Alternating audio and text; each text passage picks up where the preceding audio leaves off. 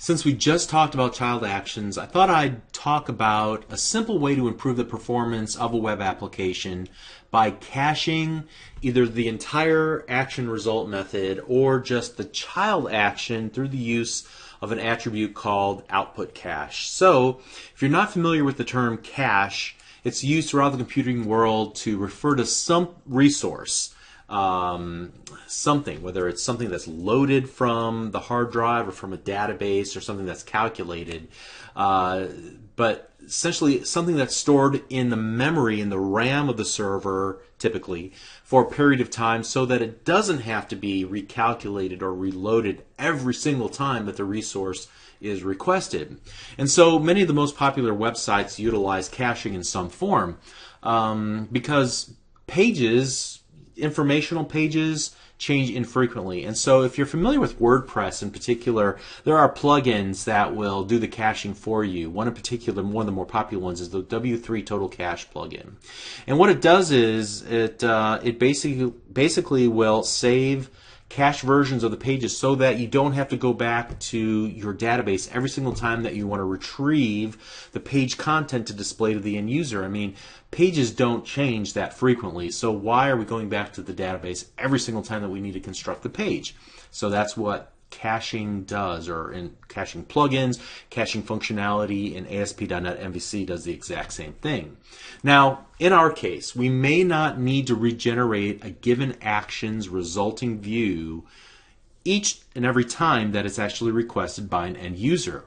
We could generate the page just once, every 60 seconds, every hour, store that view in memory, and then for the next 60 seconds or hour or however long we've set the cache, it'll just be served up from memory rather than doing any expensive operations of retrieving from a database or recalculating, regenerating the page from the logic in our controller and view. So the practical value of this is that we don't have to put load on our database server. We don't have to put load on our web server because we don't have to constantly re-execute essentially the exact same code. So to apply this, all we really got to do is just apply one attribute, the output cache attribute, and we need to set a parameter called duration, and we can set that equal to any number of seconds. Now in this case I'll set it to 10 seconds.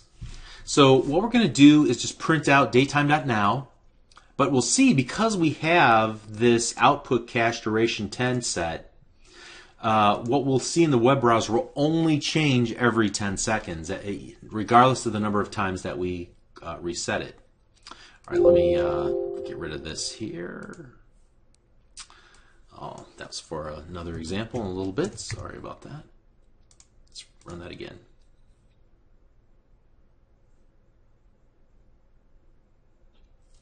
Okay, so let's go ahead and refresh and refresh and refresh and refresh. We're at 3 hours 24:57, 3 hours 25:07. So it took about 10 seconds, but then once we refreshed after 10 seconds was up, we got a new number, a new time value here. Great. So it's as easy as that to add caching, and by default it's going to be caching on our web server. Now what if we only needed to cache fragments of our page? And this is where child actions come in, right? So in our previous example, we were hitting the database every single time that we needed to generate that list of categories and we used child actions to generate that little cool list of categories on the side of the page. Now think about all of the load that we could eliminate from our database server and from our web server. Think about all the lag that we could reduce from the web server just by caching that category section every time. So in this case, what we could do is create a child action and then apply that attribute, the output cache attribute, to that action. So let me show you how we could do this. I'm actually going to create an action called donut hole cache. And I use the term donut hole because we're not going to cache the entire donut. We're only going to cache the little bit that's inside the hole, okay? We're going to cache that, but everything else around it will change every time there's a request.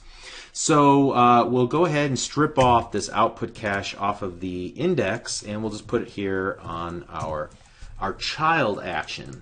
And it's child action because we're calling the partial view method to load donut hole.cshtml. And you can see here we're just going to print out the last executed date time. It's essentially the exact same code that we did here. We're just going to do it underneath our the topmost version of it. So let's also do one more thing. I got to paste that little piece of code back in and put that right there. And now we'll run the application. And the first time we run the application, the two values should be roughly equivalent. So they're a fraction of a second apart. Let's refresh the page a couple of times. You can see the top number keeps changing, but the bottom number doesn't change until about 10 seconds are up. And then you can see that it updated to 20, and it'll update to 30 or so next time we get to that point. And right there. Okay, see how that works? Donut hole, or rather child action caching. Okay, so we looked at some simple cases of caching purely on the basis of time, but we can also do some other interesting things as well. There's some other values that we can place in this, and most of them are only going to apply up here to full action result methods, not child actions. You can try them on the individual child actions, and it'll give you an error if it says you can't use that parameter here. So if you take a look at, and we put a comma right after the number 10 there, you get IntelliSense, and you'll see all the named parameters that can be added to the output cache attribute.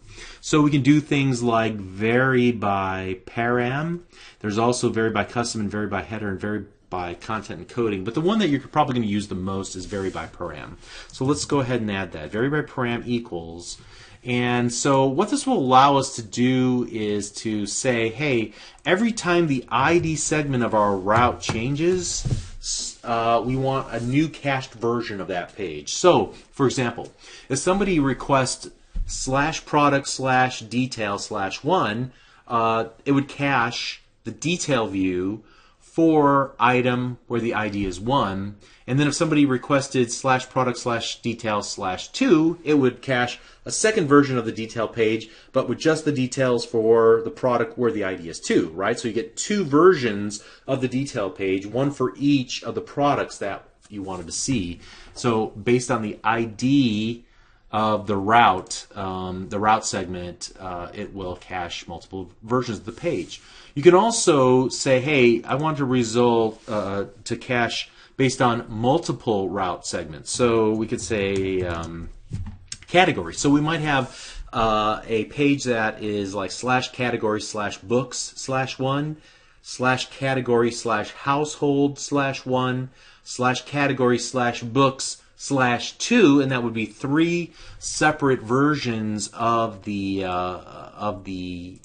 detail page based on the category and the ID. Okay. So furthermore, we could change this and say we could set it to none, and that would say tell it explicitly to either not vary by parameters at all. So never vary by parameters, or we can give it an asterisk and say go ahead and vary by every available parameter. So whether those values are passed as route values, or if they're passed by query string parameters or as form post parameters, it doesn't matter. However they're passed in as parameters, go ahead and cache versions based on the differences in all of those inputted versions of the page. Alright, so that's vary by param. Next, you can also indicate where the view should be cached. Now, by default, the view is cached in the web server, but it can also be set to proxy servers and the web browser. So if you're like me, you understand the notion of caching on a web server. You're basically just saving the data in the memory and the RAM of the web server itself, and understands caching on the web browser. That just means the local web browser will keep a cached version of that page around for a day, a year, whatever the case might be. However, what really is a proxy server? How can you cache by proxy server? Well, I believe that, and here, let me also get to this. The parameter we're talking about here is location. So location equals, and there's, let's get to system dot web.ui.output cache location dot, and here are all the possible values that we're talking about here. So server, server and client, none at all, just client, anything, so anything that can cache should cache, or downstream, and downstream is the one that we're really talking about here when we're talking about proxy server. So the downstream is talking specifically about proxy server products that are available from Microsoft. And these used to be bundled and sold separately. However, it seems as though now they're part of Windows Server 2012 Revision 2 or R2 and later. And I'm no network admin or webmaster, so I'm way out of my league here. But the specific feature name is Web Application Proxy, if you want to take a look at that. So you can set the location property of the output cache to one of the following, as we saw just a moment ago. Any, again, that means, and this is the default, it includes all three. Anything it can cache. If there's cache on the client, if it'll accept it, cache on the web server, if it will accept it, and cache downstream any proxy servers that we might have configured and ready to perform such an activity. Or client downstream, mean proxy server, the actual server itself, nothing, or server and the client. All right, and then the final thing that we're going to look at here, and let's go ahead and get rid of some of these. Well, let's go ahead and do any. And then the final one that we want to look at is no store. And setting no store basically to true or false. If we set it, it's basically to inform proxy servers and the browser that they should not store a permanent copy of the cache content. And it does this by setting something called the cache control no store within the request header of HTTP. Now, if you understand the HTTP protocol, there are a bunch of things that you can add to the header to modify the way in which it's the given page that's being requested will be treated by the web server, by the client, by the proxy server in this case. So the cache control header can be set to either no cache or no store. So no cache means that the browser should not reuse the content without checking with the web server first to make sure nothing's changed. So if you send a no cache header from the originating server, the originating web server sends the no cache HTTP header, then the resource will be cached in the browser as well as the caching proxy, the proxy server. But the next time that you request that resource, the cache will send a conditional HTTP GET request to check if the resource has changed. And if it has changed, then the server will send an HTTP 200 response and say it has changed, but if it has not changed, then it will send an HTTP 304 request saying nothing changed, don't worry about it. The no store is more strict than the no cache. The no store attribute or HTTP header tells the browser that the response cannot be written to the cache at all. So if you send a no store for a response, then the cache will not store it, and the next time it requests a resource, it will send that request to the originating server, which will send the full response, whatever we concoct in our web server, back with an HTTP 200 response. So by setting no store equal to true, we're basically saying I want you to go ahead and grab a new version of the page every single time. If there's any caching, we'll take care of it on our end, not on your end. All right. So basically, what does this mean? It means that you get a fine grain of control for every web page and every resource on whether or not the resource, in this case our view, should be stored by the client web browser and any proxy web servers, if at all. Kind of advanced topic here. You don't need to really worry about this. Really what you should focus most on is the output cache duration equals.